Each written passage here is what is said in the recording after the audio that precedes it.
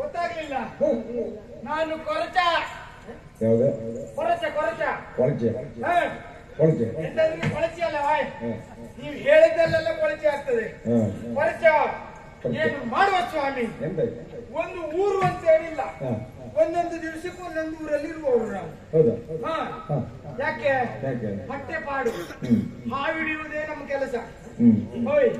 ಹಾವಿನ ಬಗ್ಗೆ ನಿಮ್ಗೆ ವಿಷಯ ಗೊತ್ತುಂಟಾ? ಇಲ್ಲ, ಗೊತ್ತಿಲ್ಲ. ಅಯ್ಯೋ, ಹಾವಿನ ಬಗ್ಗೆ ಬಹಳ ನಾನು ತಿಳ್ಕೊಂಡ ಹೋಯ್ತೇನೆ. ನೋಡಿ, ಹಾವು ತಲೆ ಆಡಿಸ್ತದೆ, ಪುಂಗಿ ಊದಿದಾಗ ತಲೆ ಆಡಿಸ್ತದೆ ಅಂತ ಹೇಳುದಿಲ್ವಾ? ಸುಮ್ಮನೆ ಹಾವಿಗೆ ಕಿವಿ ಕೇಳ್ತದ? ಹಾವಿಗೆ ಕಿವಿ ಉಂಟಾ? ಹಾವಿಗೆ ಕಿವಿ ಇಲ್ಲ. ಅಲ್ಲಾಡಿಸುವುದು ಯಾಕೆ? ನಾವು ಪುಂಗಿಯನ್ನು ಹೀಗೆ ಹಿಡ್ಕೊಂಡು ಊದಿದ್ರು ಉಂಟಲ್ಲ, ಮತ್ತೆ ನೋಡಿ ಪುಂಗಿ ಮಾಡುತ್ತಲ್ಲ, ಅದನ್ನ ನಾವೇ ಇಟ್ಕೊಂಡಿದ್ವಿ. ಇಲ್ದಿದ್ರೆ ಆಗುದೇ ಇಲ್ಲ. ಹಾವಿಗೆ ಪುಂಗಿಯ ನಾದವನ್ನು ಕೇಳಿಸುವುದು, ಅದು ಕೇಳುವುದಿಲ್ಲ. ನಾವು ಪುಂಗಿ ಊದಿದ್ರೆ ಸರಿ, ನಿಂತಲ್ಲೇ ನಿಲ್ತದೆ. ಈಗ ಆಡಿಸಿದ್ರೆ ನಾವು ಈಗ ಆಡಿಸಬೇಕು. ಆಡಿದಾಗ ಈಗ ತಲೆ ಆಡಿಸುವುದು. ಈಗ ಮತ್ತೆ ಹಾವು ಹಿಡಿಯುವುದಾ?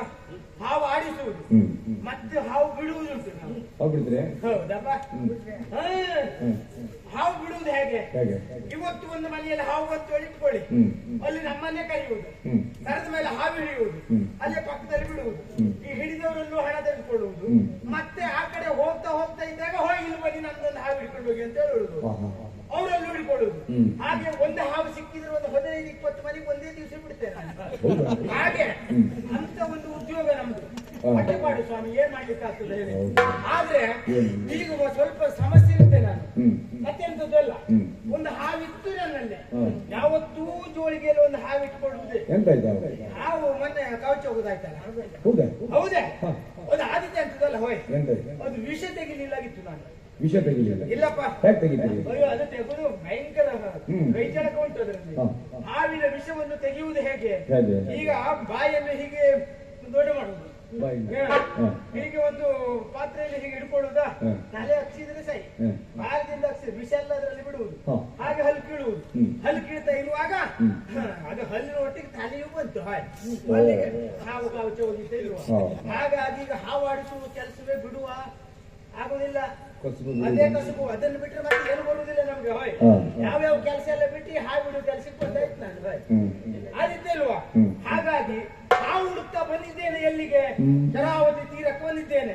ಈ ವರ್ಷ ಮಳೆ ಜೋರಿತ್ತಂತೆ ಅಲ್ಲ, ಆ ಕಾಡಿನಲ್ಲಿರುವಂತ ಹಾವೆಲ್ಲ ಈ ತೀರದಲ್ಲೇ ಉಂಟು ಅಂತ ಹೇಳಿ ನಮಗೊಂದು ವಿಷಯ ಗೊತ್ತಾಗಿದೆ. ಹಾಗಾಗಿ ಇವತ್ತಿಲ್ಲ ಹಾವು ಸಿಗ್ತದ ನೋಡುವ ಅಂತ ಹೇಳಿ ಬಂದಿದ್ದೇನೆ.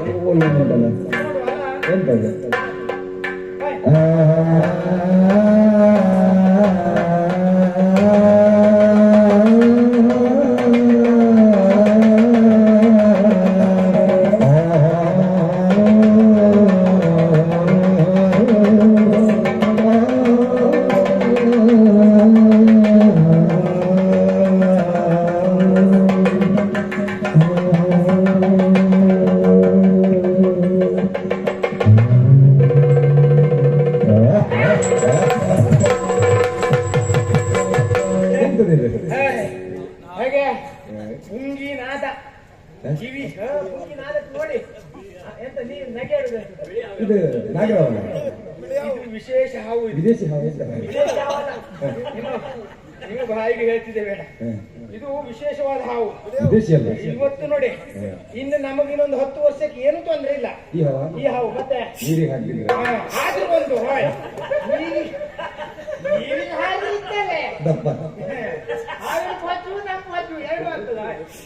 ಇದು ಆ ನೀರಲ್ಲಿರುವ ಹಾವಲ್ಲ, ಒಳ್ಳೆ ಬಿಟ್ಟು ಅಂತ ಮಾಡ್ತೇವೆ ನೀವು. ಅದಲ್ಲ ಇದು, ಇದು ಒಳ್ಳೆ ನಾಗ ನಾಗ. ಆದ್ರೂ ಒಂದು ನೀವು ಹಾಗೆ ಇಟ್ಕೊಂಡ್ರೆ ಸಮಸ್ಯೆ ಮತ್ತೆ ಅಂತಲ್ಲ. ಎಲ್ಲಾದ್ರೂ ಕಚ್ಚಿದ್ರೆ ಈಗ ಅದನ್ನ ಹಲ್ಲು ಕೀಳುವ ಅಲ್ಲ, ಅಲ್ಲಿ ಕೀಳ್ಸಿ ಬಿಡ್ತೇನೆ ನೋಡುವ.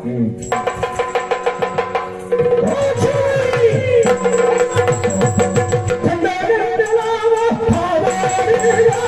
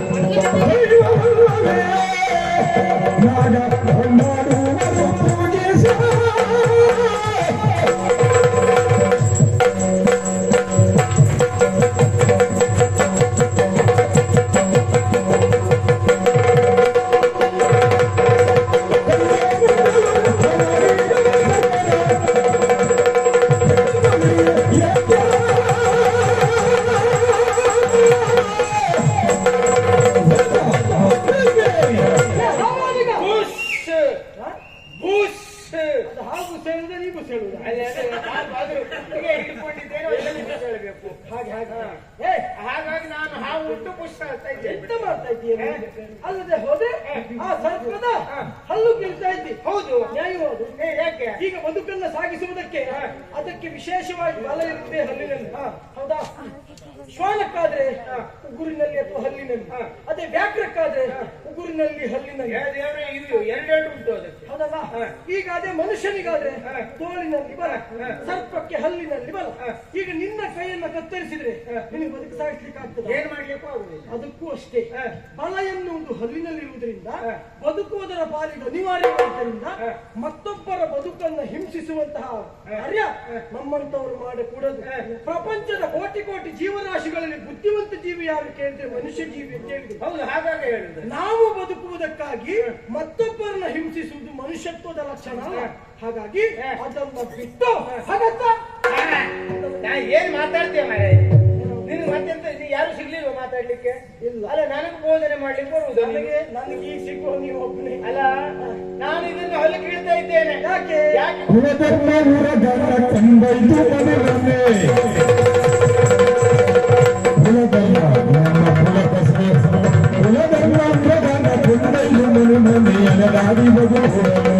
ಮನೆ ಮನೆ ಅಲೆದಾಡಿ ಬದುಕುವುದು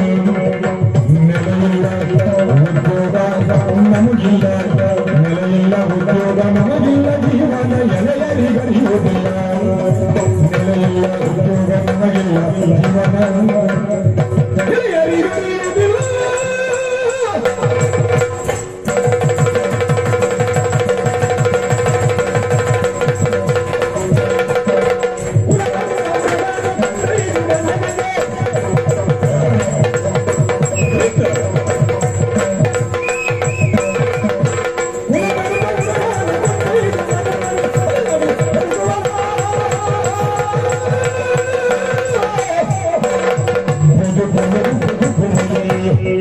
ಅಯ್ಯ ಹುಡುಗ, ನನಗೆ ಹೇಳ್ತಿದ್ದೀಯ ಹಾವಿನ ಹಲ್ಲು ಕಿಳಿಬೇಡ, ಅದಕ್ಕೆ ಬದುಕುವುದಕ್ಕಾಗುವುದಿಲ್ಲ ಅಂತೇಳಿ.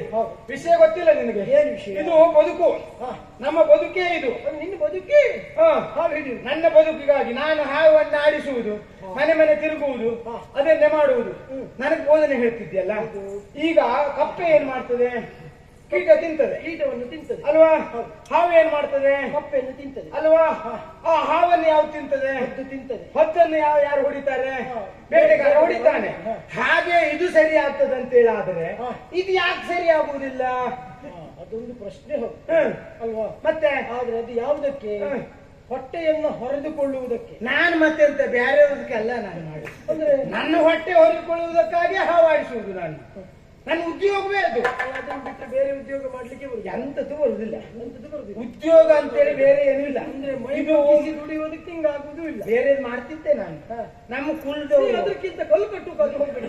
ದೇವರೇ ಯಾರು ಹೇಳುವುದಿಲ್ಲ. ಈಗ ನಾವು ಈ ವರ್ಷ ಒಂದು ಸ್ಥಳ ಬಿಟ್ಟ ಅಂತೇಳಿ ಈ ವರ್ಷ ನಮ್ಗೆ ಹೆಚ್ಚು ಕಡಿಮೆ ಬರೋ ವರ್ಷಕ್ಕೆ ಯಾವ್ದು ಇಲ್ಲ ಅಂತ ಕಾಣಿಸ್ತದೆ. ಸುಖ ಇಲ್ಲ. ಬೇಡ ಬಿಡಿ. ನಿಮ್ ಜಾತಿಯವರು ಬಿಟ್ಟು ಬೇರೆ ಜಾತಿಯವರು ಕರೀತಾರೆ ಸುದ್ದಿ ಉಂಟು. ಬೇಡ ಬಿಡಿ. ಈಗ ನನ್ನ ಹೊಟ್ಟೆ ಪಾಡಿಗೆ ಮಾಡುದು ನಾನು. ನನ್ನ ಹೊಟ್ಟೆ ಹೊರದುಕೊಳ್ಳುದು ಬೇಡವಾ? ಹಾಗಾಗಿ ಹೊಟ್ಟೆ ಪಾಡಿಗೆ ಏನ್ ಮಾಡುದು? ನಮ್ಮ ಕುಲು ಕಸುಬು ಇದು. ನಾವು ಮಾಡಿದ್ದಲ್ಲ, ನಮ್ಮ ಪೂರ್ವಜರು ಇದನ್ನೇ ಮಾಡ್ತಾ ಬಂದದ್ದು. ಒಂದು ಸತ್ಯ ಹೇಳ, ಆನೆಯನ್ನ ಮಾವುತ ಪಳಗಿಸಿ ತನ್ನಗೆ ಬೇಕಾದ ಕಾರ್ಯಕ್ಕೆ ಇಟ್ಕೊಳ್ತಾನೆ. ಆದ್ರೆ ಅದಕ್ಕೆ ಹಿಂಸೆ ಕೊಟ್ಟ ಮಾಹುತನನ್ನ ಕೊನೆಗೆ ಆನೆ ಏನು ಮಾಡ್ತದೆ ಗೊತ್ತಾ? ಮೆಟ್ಟಿಯೇ ಕೊಲ್ತದೆ. ಹಾವಾಡಿಗರಲ್ಲಿ ಹಾವು ಹಿಡಿದು ಎಷ್ಟು ಜನ ಜೀವನ ಸಾಗಿಸಿದ್ರು ಹೆಚ್ಚಿನವರು ಹಾವು ಕಚ್ಚೇ ಸತ್ತದ್ದು. ಅದು ಗೊತ್ತು. ನಾಶ ಆಗಿಲ್ಲ. ನಿನಗೆ ಇನ್ನು ಆ ಯೋಗ ಬರಲಿಲ್ಲ. ಚುರುಕಿದ್ದೇನೆ. ಪ್ರತಿಯೊಂದು ಕೆಲಸದಲ್ಲೂ ನಾನು ತಾಳ್ಮೆಯಿಂದಲೇ ಮಾಡುವುದು. ಹಾಗಾಗಿ ನನಗೇನು ಮಾಡ್ಲಿಕ್ಕಿಲ್ಲ. ಅದು ಕಾಲ ಈಗಲ್ಲ, ಬರ್ತದೆ ಅದಕ್ಕೊಂದು ಕಾಲ. ಕಾಲ ಬರುವಲ್ಲಿ ಆಡಿಸ್ತೇನೆ ಮಾರಾಯ. ನೀನು ಎಂತ ತಲೆ ನಿನ್ನ ಬದುಕು ಸಾಗಿಸುವುದಕ್ಕಾಗಿ ಅಲ್ವಾ? ನನಗದು ಬದುಕ ವಿಚಾರ ಮಾಡಬೇಡ. ನೋಡಿ ಎಂತದ್ದು ಮುಷ್ಟಿ ಕೊಟ್ಟೆ ಅಂತ ಹೊಡಿಯುವುದ? ಯಾರಿಗೆ? ನನಗೆ. ನಿನಗೆ ಹೊಡೆಯೋದಿದ್ರೆ ಆ ಪ್ರಾಣಿ ಬಗ್ಗೆ ನಾವು ಅಷ್ಟು ಮಾತಾಡ್ತೇನೆ. ಮತ್ತೆ ಹೀಗಂದ್ರೆ ಈ ಕೈಯಲ್ಲಿ ಏನುಂಟ? ಅದು ಕಡಗ ಅಲ್ವಾ? ಹೌದಾ?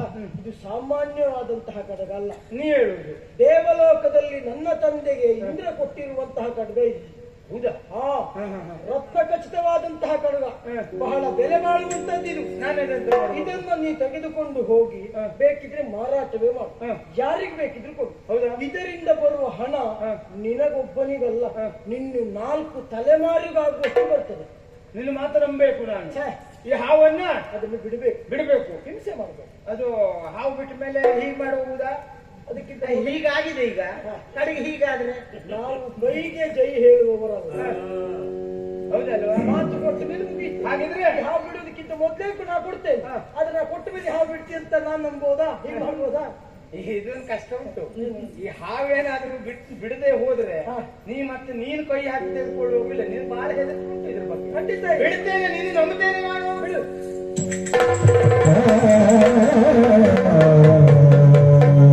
ತೆಗೆದಿಕೋ, ಇದನ್ನ ಬೇಕಿದ್ರೆ ನೀ ಮಾರಾಟ ಮಾಡಬಹುದು. ಏನ್ ಮಾಡ್ಲಿಕ್ಕೆ ಕೊಡಿಲ್ಲ. ಏನು ಮಾಡ್ಲಿಕ್ಕೆ ಇದು ಏನಾದ್ರೂ ಮಾಡ್ತೀನಿ, ಇನ್ನು ನೀನ್ ಕೇಳುವಾಗೆ ಇಲ್ಲ. ಖಂಡಿತ ಅಲ್ವಾ? ದಾನ ಕೊಟ್ಟ ಮೇಲೆ ಮುಗಿದಂತ ಅಲ್ವಾ? ತೊಂದ್ರೆ ಇಲ್ಲ. ಹಾಗಾದ್ರೆ ಹೋಗಿ ಬಾ. ಕೊಡ್ತೇನೆ.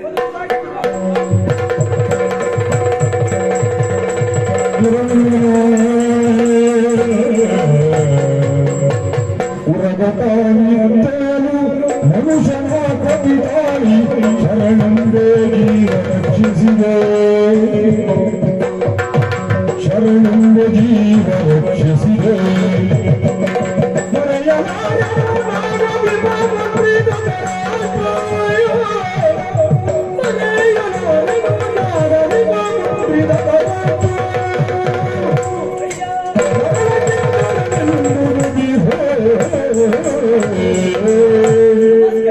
ನಮಸ್ಕರಿಸಿಕೊಂಡೆ. ಪ್ರತಿ ನಮಸ್ಕಾರ. ನೀನು ಯಾರಂತ ಗೊತ್ತಾಗ್ಲಿಲ್ವಾ? ಇಲ್ಲ. ನನ್ನ ಹೆಸರು ಕಿನ್ನರ ಎನ್ನುವುದಾಗಿ. ಇನ್ನವ? ಹೌದೌದೌದು. ಹೌದಾ? ಸ್ವಲ್ಪ ಹೊತ್ತಿನ ಮುಂಚೆ ಒಬ್ಬ ಕೊರಚ ಹೌದು ಹಾವು ಇಟ್ಕೊಂಡಿದ್ದ. ಅದೇ ಹಾವು ನಾನು. ಆತ ನನ್ನ ಹಲ್ಲನ್ನ ಕೀಳುವ ಸಂದರ್ಭದಲ್ಲಿ ನನ್ನನ್ನ ನೀನು ಕಾಪಾಡಿದವ. ಅಂದ್ರೆ ನೀವು ಇಚ್ಛಾರೂಪಿ ನಾಗಗಳು. ಹೌದು. ಆತನ ಬಂಧನದಿಂದ ನನಗೆ ನೀವು ವಿಮುಕ್ತಗೊಳಿಸಿದವರು. ನೀವು ಇರುವುದೇ ಶರಾವತಿ ಅಲ್ಲ? ಹೌದು. ಹೌದಪ್ಪ. ಹಾಗಾಗಿ ಈ ನಿಮ್ಮ ಋಣವನ್ನ ನಾನು ಯಾವತ್ತೂ ಮರೆಯುವುದಿಲ್ಲ. ಇದು ಋಣ ಅಂತ ತಾವು ಭಾವಿಸಲು ಬಾರದು. ಯಾಕೆ? ಏನೋ ನಮ್ಮ ಕರ್ತವ್ಯ. ಪ್ರಾಣಿ ಹಿಂಸೆ ಎನ್ನುವುದು ಮಹಾಪಾಪ ಎನ್ನುವ ಹಾಗೆ ನಮ್ಮ ಗುರುಗಳಾಡಿರುವಂತ ಮಾತು ಸರಿ. ಅದನ್ನ ಪಾಲಿಸ್ತಾ ಇದ್ದವ ನಾನು. ಆದ್ದರಿಂದ ನಿಮ್ಮನ್ನು ಹಿಂಸಿಸಬೇಡಿ ಎನ್ನುವ ಹಾಗಾಡಿತು. ಆದರೆ ಅಷ್ಟೇ ಬಿಟ್ಟರೆ ಬೇರೆ ಎಂತದ್ದು ಇಲ್ಲ. ಧನ್ಯನಾದೆ. ಹೌದು, ಖಂಡಿತವಾಗಿ ಧನ್ಯನಾದೆ. ಒಳ್ಳೆ. ಆದರೆ ಒಂದು ವಿಚಾರ, ನೀವು ನಮ್ಮ ಊರಿಗೆ ಬರಬೇಕು. ಅಂದ್ರೆ ನಿಮ್ಮ ಊರಿದಲ್ಲ, ಬೇರೆ ಉಂಟಾ? ಹೌದು, ಯಾವ್ದದು? ನಮ್ದು ಊರು ನಾಗಲೋಕ. ಹೌದು. ಅಲ್ಲಿಗೆ ನಾಗಲೋಕದ ಅಧೀಶ ಧೃತರಾಷ್ಟ್ರನ ಮಗ ನೀವು? ಹೌದು. ಕಿನ್ನರ. ಸರಿ. ಅಲ್ಲಿವರೆಗಾಗಿ ಬಂದು ನೀವು ನಮ್ಮ ಆದರ ಆತಿಥ್ಯವನ್ನು ಸ್ವೀಕಾರ ಮಾಡಬೇಕು. ಅಷ್ಟೇ ತಾನೇ? ಹೌದು.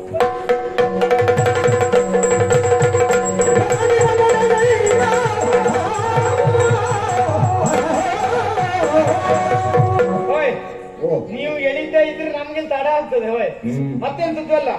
ಇದೊಂದು ಬಾಳೆ ಕೊಟ್ಟಲ್ವಾ ಹುಡುಗ ಹಿಡ್ಕೊಂಡು ಯಾರ್ಯಾರ ಮನೆಗೆ ಹೋದೆ ಎಲ್ಲಿ ಹೋದೆ ಅಂತ ಹೇಳಿಲ್ಲ. ಯಾರು ಇದಕ್ಕೆ ಬೆಲೆ ಕಟ್ಟುವುದಕ್ಕಾಗುದಿಲ್ಲ, ಇದಕ್ಕೆ ಸರಿಯಾದ ಬೆಲೆ ನಮ್ಮ ಹತ್ರ ಕೊಡ್ಲಿಕ್ಕೆ ಆಗುದಿಲ್ಲ ಅಂತ ಹೇಳುದು. ಯಾರ್ಯಾರಲ್ಲೇ ಕೇಳುವುದಲ್ಲ. ಇಲ್ಲಿ ಮಹಾರಾಜರಿದ್ದಾರಂತೆ, ಅವರ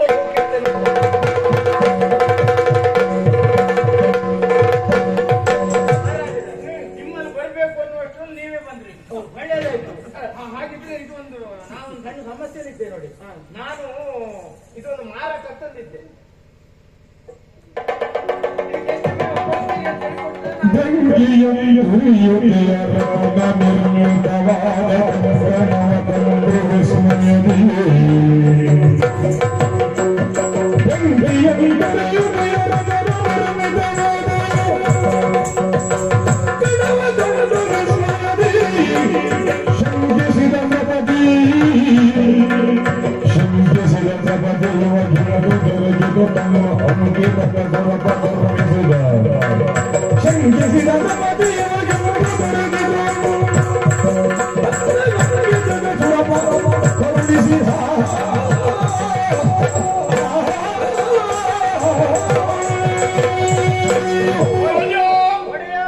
ಹೊಟ್ಟೆ ತುಂಬಿಸಿಕೊಳ್ಳಬೇಕೆನ್ನುವ ಉದ್ದೇಶ ಹೊತ್ತು ಈ ಕಡುಬವನ್ನು ಮಾರಾಟಕ್ಕೆ ನೀನು ತಂದಿದ್ದೀಯ.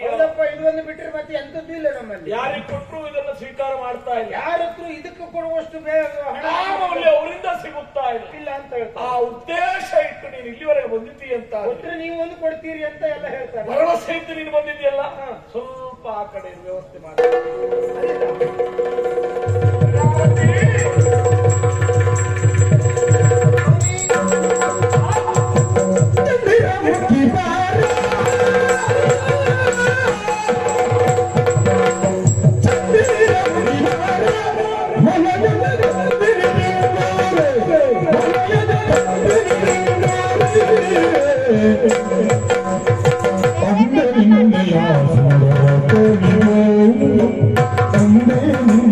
ಸುಂದರ ಕೋಡಿಗೆ ಚಂದದಿ ಕೊಡಿಸಿಯ ಒಂದರ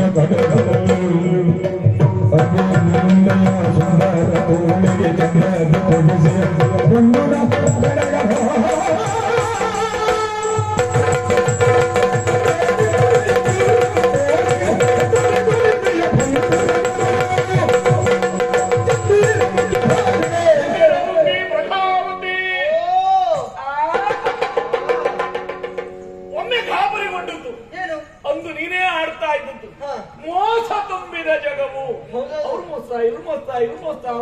ಯಾವ್ದು ಸರಿ ಇಲ್ಲ ಅಂತ ಹೇಳ್ತಾ ಇದ್ದೀಯ. ಹೌದಪ್ಪ, ಈಗ ಸರಿಯಾಗಿದ್ದೀಯ ನೀನು. ಈಗೆಲ್ಲ ಸರಿ ಆಗ್ತಾ ಉಂಟು. ನನಗೂ ಭರವಸೆ ಇದೆ, ಇಂದಲ್ಲ ಮುಂದಾದ್ರೂ ನೀನು ಸರಿಯಾಗಿಯೇ ಆಗುತ್ತೀಯ ಎನ್ನುವುದಾಗಿ. ಈಗ ಹೇಗೆ ಮಾತೇ ಇಲ್ಲ, ಸಮಾಧಾನ ಆಗು. ಯಾವಾಗಲೂ ಗಂಡನಿಗೆ ಹಾಗೆ ಹೆಂಡತಿ ಮುಖ ನೋಡಿದಂತ ಹೊತ್ತಿನಲ್ಲಿ ಹೆಂಡತಿ ಹರ್ಷಚಿತ್ತಳಾಗಿದ್ಲು ಅಂತಾದ್ರೆ ಉಳಿದ ಯಾವ ಸಮಸ್ಯೆ ಇದ್ರು ಕಣ್ಣಿದ್ರೆ ಕಾಣುವುದೇ ಇಲ್ಲ. ಹೀಗೆ ಮಾಡಿದ್ರೆ ಮಾಡುವುದು ಬೇಡ ನೀನು. ಏನು ಉಂಗುರವ ನೀವೇ ಉಂಗುರ ಅಲ್ಲ, ನಿನಗೆ ನೆನಪಿಲ್ಲ? ಒಂದೊಂದು ಸಂದರ್ಭದಲ್ಲಿ ದೇವಲೋಕಕ್ಕೆ ಹೋದಾಗ ವಿಜೃಂಭಣೆಯಿಂದ ಸನ್ಮಾನ ಮಾಡಿದ ಆ ಹೊತ್ತಿನಲ್ಲಿ ನಿನ್ನನ್ನು ಕರ್ಕೊಂಡು ಹೋಗ್ಲಿಕ್ಕೆ ಆಗ್ಲಿಲ್ಲ ಅನ್ನೋ ಬೇಸರ ಇತ್ತು ನನಗೆ. ಕರ್ಕೊಂಡು ಹೋಗ್ಲಿಲ್ಲ ನೀನು ಬೇಸರ ಮಾಡಬಾರದು ಎನ್ನುವ ಕಾರಣಕ್ಕಾಗಿ ಅಲ್ಲಿ ತೊಡಿಸಿರುವಂತಹ ಕಡುಗವನ್ನು ವೀರಶಾಸ್ತ್ರಾನಿಕ ಕೆತ್ತಲ್ಪಟ್ಟ ಆ ಕಡುಗ ನಿನ್ನ ಕೈಗೆ ನಾನು ತೊಡಿಸಿದ್ದೆ. ಅದು ನನಗೆ ಯಾಕೋ ಏನೋ ಇದ್ದಕ್ಕಿದ್ದ ಹಾಗೆ ಅದನ್ನು ನೋಡಬೇಕು ಅಂತ ಅನ್ನಿಸಿ ನಿನ್ನನ್ನು ಕರೀತಾ ಇದ್ದೇನೆ.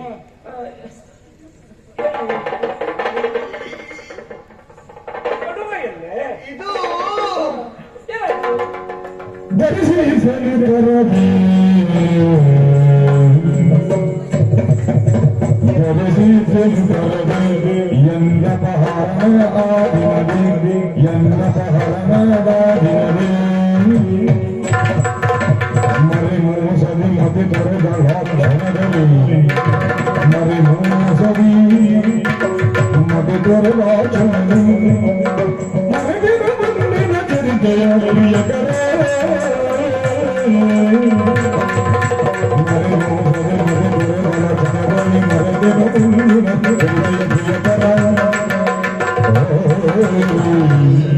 ಎಲ್ಲ ಸರಿ ಮಾಡಿದೆ, ನನ್ನ ಮರ್ತೋಯ್ತು.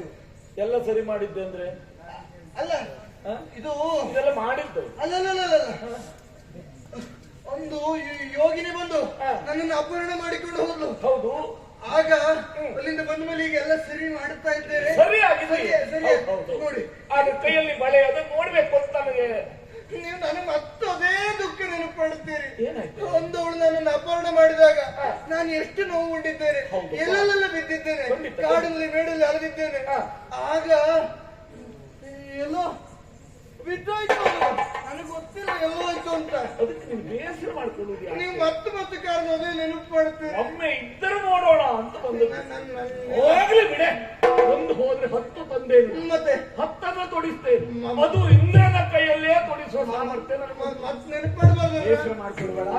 ನಾನು ನೋಡ್ಬೇಕು ಅಂತ ಹೋಯ್ತಲ್ವಾ, ಎಲ್ಲೋ ನೆನಪಿಗೆ ಹೋದಾಗ ಯಾರೋ ತೆಗೆದುಕೊಂಡು ಹೋಯ್ತು. ಹೋಗ್ಲಿ ಬಿಡು, ಬಿಡಿ ಚಿಂತೆಯಿಂದ ನೀನಿದ್ದು ಸಾಕು. ನಾನು ಮಾತ್ರ ವ್ಯವಸ್ಥೆ ಮಾಡ್ತೇನೆ.